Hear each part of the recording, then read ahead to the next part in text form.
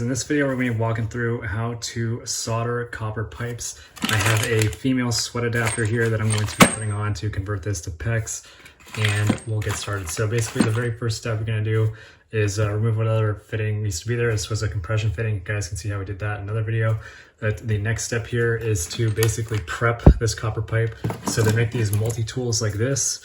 They basically go on, and you do that, and they help kind of get you a nice clean-ish surface to work with.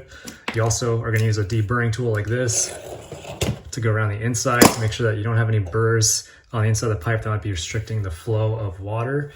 And then next what we're going to do is, and obviously the water's still turned off right now, and I have a bucket of water right there. Pro tip, use the water that you use to drain the lines as water for your standby in case there's a fire.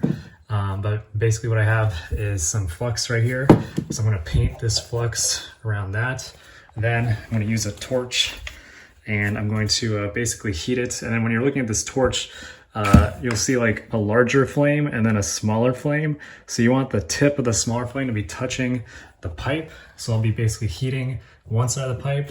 And then because this is 1/2 inch pipe, you should use about 1/2 inch of solder. So I'm basically going to unspool this, and then I'll like do a little 1/2 inch L on that. So the L is 1/2 inch, so I don't have to even think about it.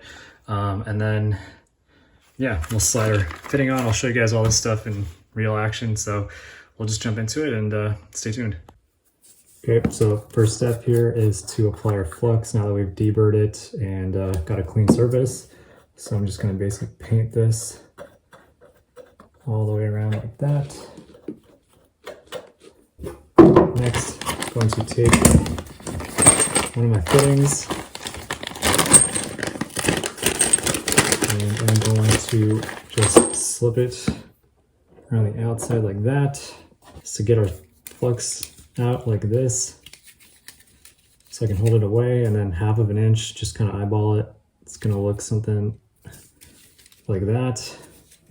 So my plan here is to basically heat that side while I try to feed the solder in through the other, and eventually this flux, when it starts melting and boiling, will mean that I can flow in my solder into that gap between these two things. So we will see what this looks like.